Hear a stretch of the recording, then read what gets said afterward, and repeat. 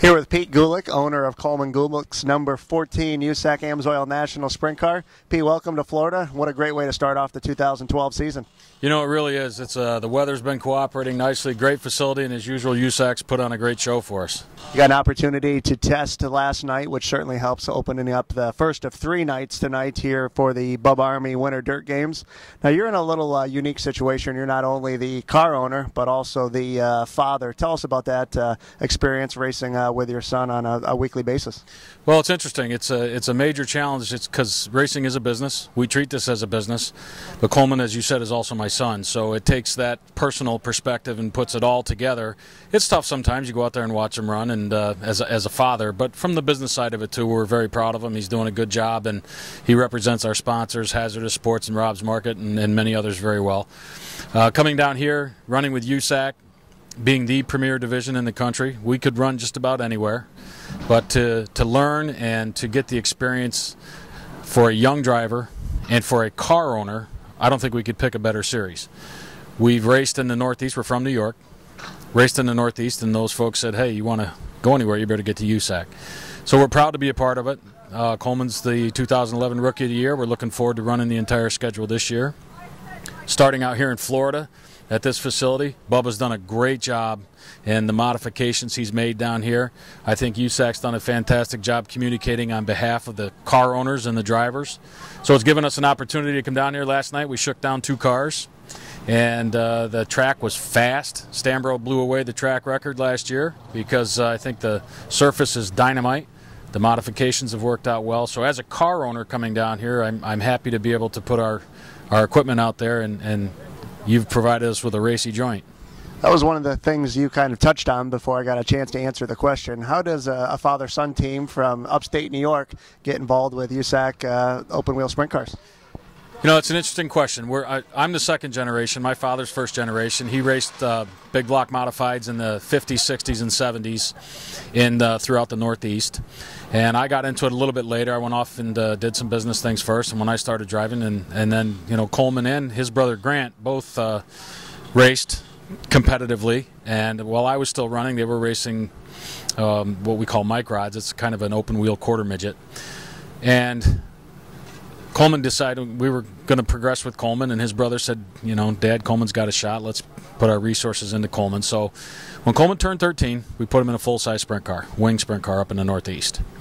And he won a 410 feature with the PA Posse when he had just nicely turned 13, and it got a lot of attention. And a scout from one of the agencies traveled to see him race in central Pennsylvania during a Posse show.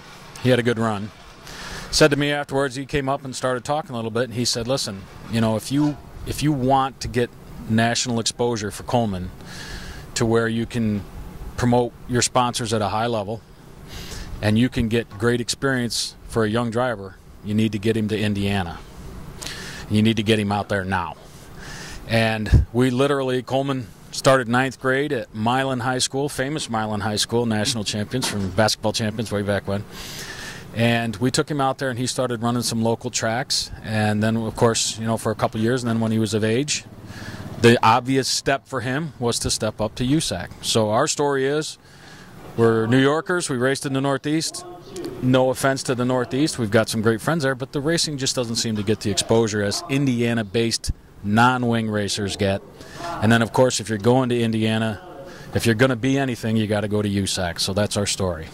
Interesting story, and we certainly welcome you as part of the USAC family. Now, as a car owner and father, Coleman, as you mentioned, does some things away from the track. Also a very successful hockey player.